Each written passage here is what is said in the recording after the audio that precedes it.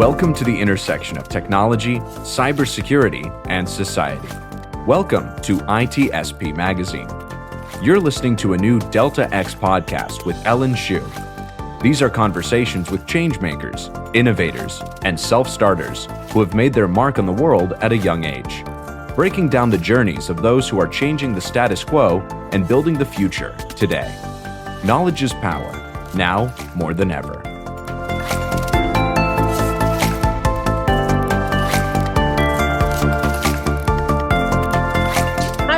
And welcome back to Delta X Podcast. I'm your host, Ellen Shu, and today we have a really special guest. And one word he uses to describe himself is altruistic. And I think in today's conversation, we're going to be really diving into what it means to be altruistic, as well as using different frameworks to solve tough problems using social impact. Welcome, Ziyaan. Thank you so much, Ellen, for having me. I'm super excited to be here. I'm going to try and get a little deep. There is Ziyaan on that most people see, and then there's Ziyaan on a podcast, and Ziyaan on a podcast is deeper than Ziyaan that most people see. So we're gonna try and get as deep because I feel like these conversations are very important, and also I think every activist, change maker, founder, with anyone that's been successful always has a story, and I want to try and share that story as elaborately as possible. So I started when I was 15, but I think my story starts from when I was born. I grew up in a family that was that had very strong values, and in a community that had very strong values of giving back, and the importance of social impact, or just community service or volunteering and so forth. So always grew up in that environment, and I saw that, and I was involved in a lot just growing up. Everything from just going to like orphanages to little small actions just in my religious community. I was part of like scouts, I was always surrounded with that. And then as I started growing up, I guess I started sort of losing that, I'd say. I was a teenager trying to explore this world. And sometimes I would be involved in these things, but it felt like super forced. Like I was just involved in it because I had to be. And then when I was 15, so back in 2017, I went through an experience that sort of changed my life and the way I look at things. So I actually was diagnosed with dengue fever on my last day of my first year of high school. And at the point where they did figure out what it was like very, very late. So they say that if I had waited any longer, like my organs would stop bleeding. Wow. So they admitted me into the hospital. I was there for another week. And then from the point, and I eventually recovered. And then from the point of getting like discharged to the next 3 weeks, I basically went into this weird phase where no one understands what really happened. But I was alive and I was like doing things, but I had no control over myself. So this goes on for like a period of 3 weeks. Everyone sort of had a different theory of what happened. So the doctors that treated me for dengue fever say that that might have like affected my brain functionality. We went to like a psychologist, like she said that she diagnosed me with bipolar disorder. We went to like religious like priests. They say that I was possessed. We went to like a Reiki master. I don't know if you know what Reiki is, but it's just like the spiritual practice. And she was like a negative like entity passed through me, and my chakras were like misaligned. So everyone had a different theory of what happened. And for me, I just wake up 3 weeks later, I check my phone. I see the date on my phone. I'm like, this is weird. Like the last thing I remember was getting discharged to the hospital, which I thought was yesterday. But my date says it's been 3 weeks. There's a reason why I went through this, right? And I felt like that reason was like this had to be some sort of like wake up call for me, or some sort of reminder for me to like get my life together and really be intentional about how I want to live my life moving forward. And I took that as my sort of turning point. Right after this thing happened, I go back to school and I have an opportunity to start my personal project, and that's where For the Menstruator comes in. And I came across a documentary on Al Jazeera named India's Menstruation Man, and the fact that menstruators around the world don't have access to products. And my mom tells me that when she was younger and she used to live in India, she didn't have proper access to menstrual products because she grew up in a single parent household and they couldn't afford products at a point. And Mm-hmm. um that was like very, they used like old cloth and they had to wash it and she would leak all the time and it was such a struggle. So I'm like, wow, I just watched this documentary and my mom told me the story. I'm like, how can I use that as inspiration Mm-hmm. to learn more and maybe do something about this for this school project that I need to do?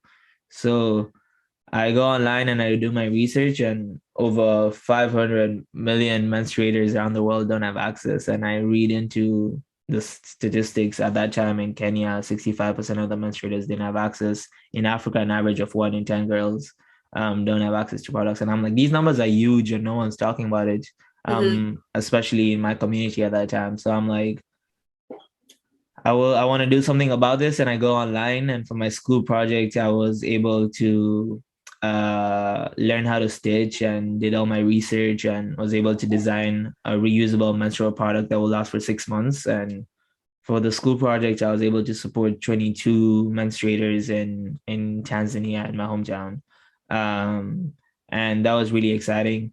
And that marked the end of my school project. I could have stopped at that point. I felt good. I got a good grade. Presented this thing, all right, and um, but then whilst I did this project, there was a few realizations that I had. So the first one was, one, this is a very big issue, and because I spent so much time working on it, I sort of grew passion about it and this topic. And then second, I realized that I contributed more to the problem than solving it. So one, 22 menstruators out of 500 million is nothing. Two, the product that I made would only last for 6 months. That means after the 6 months that this product will last, the people that I supported will go back into the same old sort of methods that they had, right? Mm-hmm. And in reality, I just created like a dependency syndrome in which the people that I supported would keep depending on someone else to come and help them, and I haven't really like empowered them in any way to help themselves. So I had this few realizations, and I'm like, I want to continue working on this. So Yeah. I am gonna go back to school and start up a team of my own, and we're gonna see how we can figure this out. So start up a small team at that time. We were 7, 10 people. And we changed two main things. So the first thing that we changed was our products. So we collaborated with a local community-based organization that actually employs women with disabilities full-time, and they have skills like stitching as one of them. So we Mm-hmm. worked with them and we came together and we were able to co-design a reusable product that will last for 3 years now. 100% biodegradable, extremely cost effective, and also embarrassment free. The second thing we came up with was um, we changed our approach. So now when we work with communities, we'll go in there and we'll identify a group, um, and we'll first go in there and like do a needs assessment and actually build a relationship with them. So um, we'll basically just learn their context, figure out what's the root cause of the problem they were solving, like actually build a relationship with them versus just coming in there and being like, we have a solution to your problem. Like, Mm-hmm. this is what you need to do. Um, Based off of that, then we usually have an educational workshop. So since we usually work with schools, we'll teach both the menstruators and non-menstruators about reproductive and sexual health. But we use both like formal and informal like educational practices to do that. So you'd see us standing in front of a class giving a presentation, but you'd also see us like sitting in a round circle and playing different games and using like storytelling to like teach them some of these concepts that aren't usually taught in class. Um, yeah, and then after that, we have a stitching workshop. So here's where we introduce our product and we teach them how to use and wash it. But in addition to that, we also teach them how to stitch their own. So the good thing about this is, since we use locally available materials, after the 3 years that these products last, these people can go to the local market and buy some of these materials, or just use some of the existing materials that they have, to actually make their own. And we're providing a skill. So it's this whole idea of don't give them fish, but teach them how to fish, right?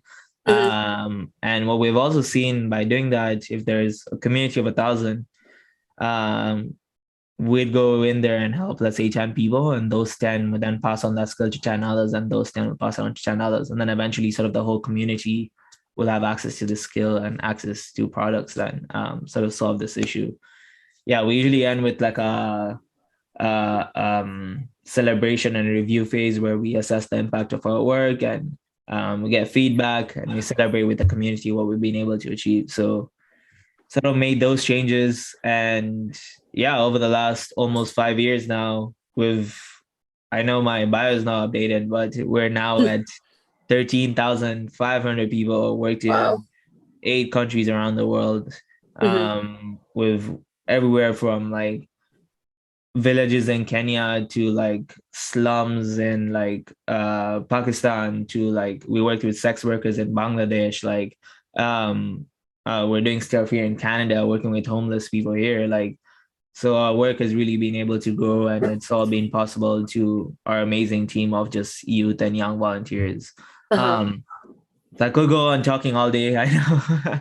But sort of to wrap this whole journey of mine, the reason why I decided to bring up that first story of how I went through an experience of pain and trauma is I feel like a lot of people go through similar experiences. Mhm. But the way I look at it is, how do you find inspiration in your own struggles, in your own trauma, in your own pain, and turn that into purpose, right?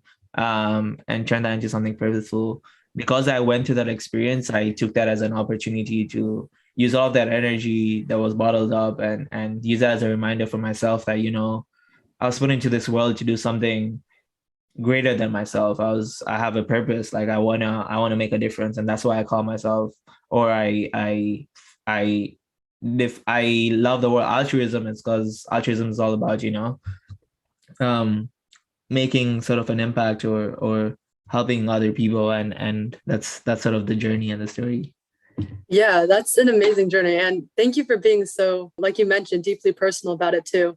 I think vulnerability is like also a sign of strength, and it's great to know kind of the hidden story behind how all this started. Like how people are able to make impact. It's really a lot about like the personal journey and like the events that happen. Yeah, I know there's a lot to go into about more about altruism, this idea of altruism, also how you're able to solve tough problems in your own organization. But I also wanted to like talk more about like your personal experience, because that was definitely something like really life changing, right? And there's this interesting like question that my friend once posed to me, and it was, if you kind of spiritually died today, what would you have wished you could have done with your life? And to me, it seems like, hearing you talk about this very tough moment and kind of like near death, it seems like there's like a shift, or like you talked about having like a different change in mindset afterwards, and it like completely transformed your life. What did you realize like afterwards? Was there anything that seemed to be more meaningful, or that like there seemed to be more purpose, whether it's driving you towards For the Menstruator, or for like other areas of your life that you just saw in a different light? Yeah, exactly. So I love that question that your friend asked you. Like, if you had to die today, what would, like, if you're on your deathbed, like, would you have any Mhm. regrets? Would you be proud of the, like, what you've done? And I try to live every single day with that mindset, right? Mhm. For me, it's like, if I had to really like pass away, would I have fulfilled my purpose, or left a legacy, or done something meaningful to this world? Would I have made a contribution? Um, and unfortunately, most people don't think about that, right? Like, we get so caught up in the day-to-day stuff, and like trying to make it Yeah. in life, or doing school, or whatever it is. And one thing leads to another, and you find yourself on your deathbed, and you have all these regrets about how you lived your life, right? So, and I think that's the worst feeling to have, because you can't do anything about it at that point, right? It's done, like time's passed. Mhm. So for me, like, I feel privileged to have gone through that experience, and had that experience as a reminder of how, I guess, how much we take life for granted, and how much we take the time that we spend here for granted. And Mm-hmm. as like weird and deep as it is, like it's important that we spend time thinking about these things, because um yeah, like we all have a purpose in this world, right? And we all were put into this world to do a certain thing. And we're gifted with all these skills and all these opportunities and privileges that other people may not have. So how do we use those, and keep our purpose in mind, and then deliver and leave an impact or a legacy in this world? And it doesn't have to be starting a global nonprofit organization. It could be something that you're doing right now, having these important conversations and inspiring others. It could be playing sports. It could be making music. It could be anything, everyone is gifted with that thing. And it's all about spending time with yourself and really sitting down, writing these things down. Like, what am I good at? Why was I put into this world? And then how can I make that possible? And how can I leave an impact? Mm-hmm. That's how I always look at it. Yeah, I think that's a great thing to ask too. Like you mentioned, always considering like what impact you can leave. And if you were looking back on the life you lived, would you feel like you had done something meaningful? Yeah. I remember also when I recently read, or not recently, but I read about like Steve Jobs biography, and it was really interesting because he would look in the mirror and say like, if today is my last day, like would I still want to go to work and do this? And most of the time it was yes, which is really amazing, because I don't know if I woke up and I was like, when I go to school, if this is my last day, I don't know what my answer would be, but Yeah. I wouldn't be I would not be living every day like going through my regular day if I did that. But I think just finding those deeply meaningful things. Mm-hmm. And let's dig more into effective altruism, since I think that's one really important thing that you've really lived your life by. And I think it's a lot of people might also, have this same philosophy, but not really realize it.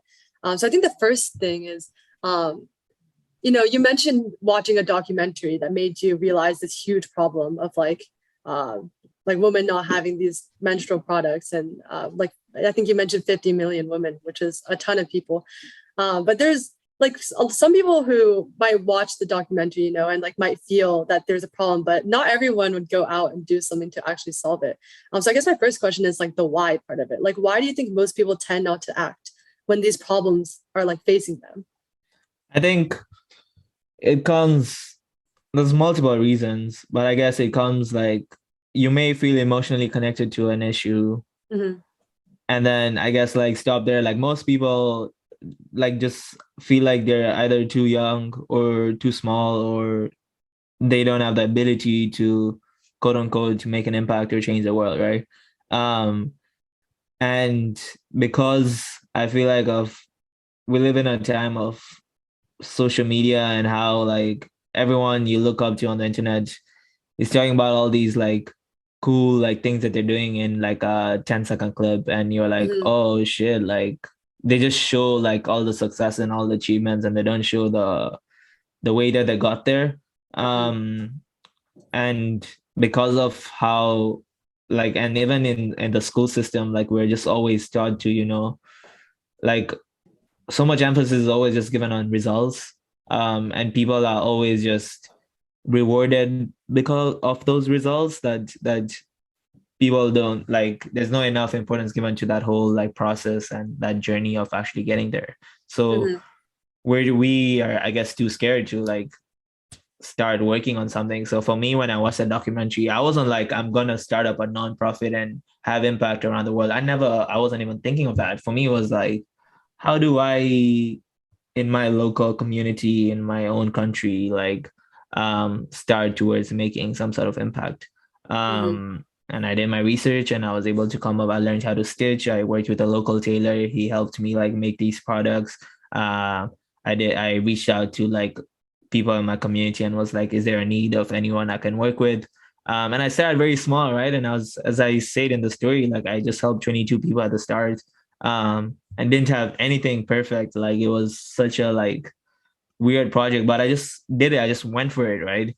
instead of like thinking too much. And I think that's where a lot of people struggle, like because we want to make everything so perfect, we're so scared to put ourselves out there, and we're so scared to fail. And because failure and like that process isn't recognized enough, especially on social media and the internet and everything that we see and we're growing up with, like people struggle, right? And we're so scared. What is everyone else gonna think about us? Like as a non-menstruate, as a boy, like if I spent a lot of time thinking about what everyone would think, I got a lot of like shit from people around me. Like everyone was talking, like everyone made jokes, like everyone would. I lost a lot of friends because I was working on something like this. But if I spent too much time thinking on it, 13,500 people around the world wouldn't have been able to have their lives changed if I did that, right? So I think it's just not thinking about what other people are gonna think, just starting and going for it, and not thinking about, I'm too small or too young or failure or any of those things. Just going for it. Like when I have an idea, I know if I don't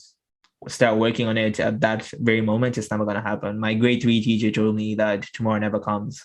And that was when I was procrastinating and I told her I don't want to do my homework. And I'll do it tomorrow. And she's like, tomorrow never comes. And that stuck with me so much because I realized like tomorrow does never come, like we always like, yeah, I'll do this tomorrow, I'll do this next week turns into next month turns into next year turns to you being on your deathbed and having all these regrets about how you spent your life. So I think that's how I look at it. Like if you have an idea, just start today, just start working on it. Yeah, that's powerful. Yeah, I bet your third grade teacher didn't know telling you to do homework would get you this far. Yeah. bringing it up, like years later. Yeah. But yeah, I think that's such a no excuse mindset that a lot of people really like. It's me included. Like I feel like sometimes I like to imagine like the future feels so distinct. Like I'll do it later. I'll do it in the future. It's also like I think kind of due to the way we frame like the future being so distinct from the present. But really, we're always, there's no such thing as like you mentioned, tomorrow, because you can say you keep doing it tomorrow and then tomorrow becomes today and then it keeps going on and on. So yeah, like breaking out of that cycle and actually trying to do something. Like when you see a problem, just act on it, even if it's really small. Yeah, I agree. And okay, so like you've mentioned this a little bit as well, but I think many listeners here already have like things that they care about. There's so many problems out there in the millions, like poverty or like the problems that you've worked on, or climate change. There's a lot of different existential problems that are out there in the world that are affecting like millions of people.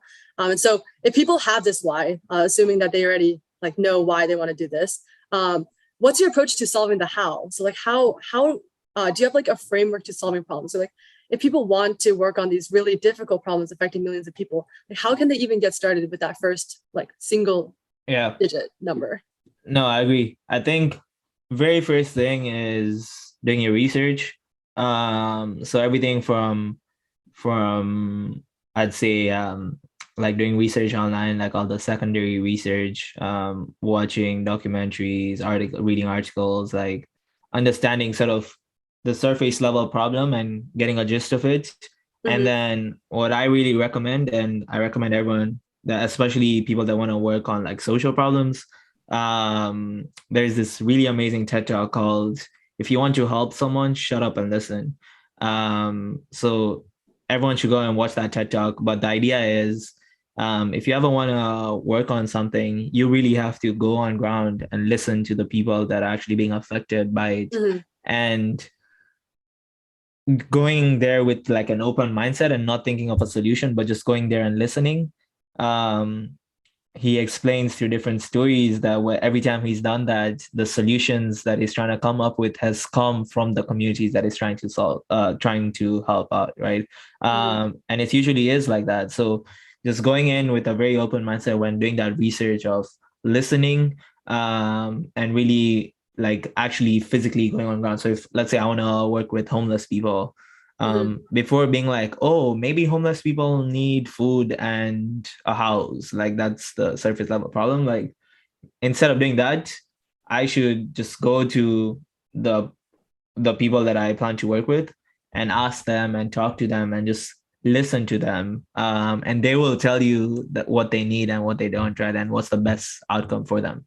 So and that applies to any sort of issue that you're working with. So doing those two things, and then after that, once you have all this information, sort of figuring out what you're good at and what skills you can provide to actually solve that. So, and if you don't have some of these skills, then actually learning those skills. So for me, like when I started, I saw like maybe reusables are the solution. I didn't know how to stitch those, so I learned how to stitch.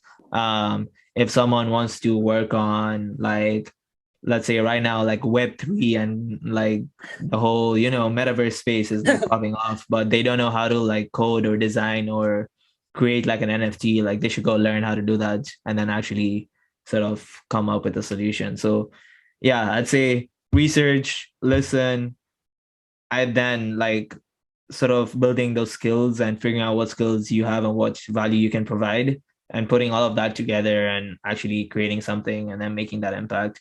Also important to note that like every time you work on something, there is like you're probably not the first person working on that. So actually like coming out of this mindset of like I need to reinvent the wheel versus contributing to the existing like wheel that's already there. So reaching out to people that have already done it, and instead of like perceiving them as competition or someone you're like, I guess, competing against to solve the same problem, like actually reaching out to them, be like, you know what, you have done this. I want to learn from you. Is there any way like I can contribute to what you have already done? So I think having that mindset and partnerships for me have always worked out the best way, and like keeping that in mind is also extremely important in anything that you're trying to solve. Yeah, and you've been working on For the Menstruator for 7 years now. How long has it been? Almost 5 years. Oh, okay, got it. Yeah, so what does it look like, just to give people a better understanding? Since like you mentioned, these conversations are really a great place to talk about things you don't really see on like the front page or like on the internet. Just for a final fun question, I saw like from the beginning of the from when you joined the Zoom that you have some interesting things on your wall. So I wanted to ask you about those. You have since I know listeners can't see this, we have like a painting of like books with the truck on top. Oh, you have like a blue light neon like, lightning bolts, and you have seek discomfort. Can you like walk through some of your philosophies and why you chose to put these three things? Okay, so I promise the first one, the one with like the book/cars or whatever it is, like that poster has no meaning. I just thought it looks cool. Sometimes you can make space in your life for things that are fun and cool, and you just it's just up there. Then the lightning bolt, and there's a seek discomfort flag. So there's a flag and it says seek discomfort.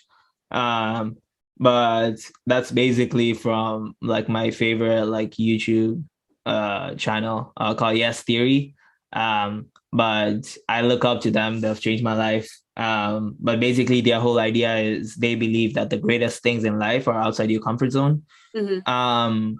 And thinking about that, I realized like every time I've got out of my comfort zone, there's just been so much. So yeah, if you stay in your own bubble and your own like comfort, you'll never experience like things that are out there. And the whole idea of seeking discomfort is just putting yourself out there, and you'll experience so much more.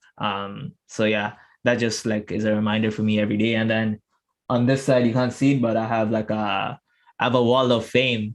But it's basically just a wall where I try to, I've just like put up like small like things that I've been able to achieve, and like just some of my successes, just as a reminder for me every day, especially when I'm feeling low or I don't feel like motivated enough. Just a reminder for me of like what impact I've been able to have, and I need to continue working on that. And then I have like a whiteboard and like my timetables and so forth. But yeah, that's sort of what my four walls look like.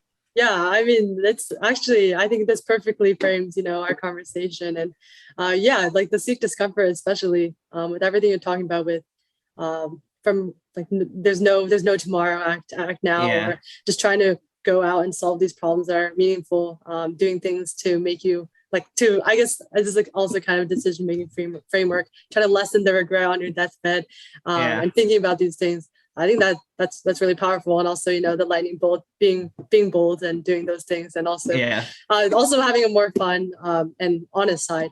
But yeah, thank you so much, Ziyaan, for coming on. I really appreciate how real you were in this conversation. Really bringing authenticity and the parts of the story we don't usually hear about. So yeah, thanks for sharing this incredibly powerful part of your journey. And I'm really, really grateful for that. Awesome. Yeah, thank you so much. I think just as like final note before, as sort of something like anyone can take away. And we have talked about this, but a quote or a phrase I really love to end with is, especially for young people, is that we are not the leaders of tomorrow, but the leaders of today. And it's just about this whole thing of, tomorrow never comes. So as a young person, just go for what you want. And it doesn't have to be, again, starting a nonprofit or changing the world. It could be smiling at someone or giving a hug to your best friend or whatever it is. Like, it's those small little actions that you do that truly do change the world. So, and tomorrow never comes. So start today, because we're the leaders of today. But thank you so much for having me.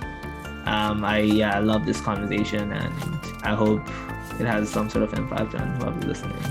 Yeah, thank you so much for coming on. I know I already feel like I grew a lot from this conversation. It was very, very interesting, and your story is very amazing. I'm sure a lot of listeners will be inspired by this as well. But for all those listening, thank you so much for tuning in to today's Delta X podcast, and we'll see you guys in the next one.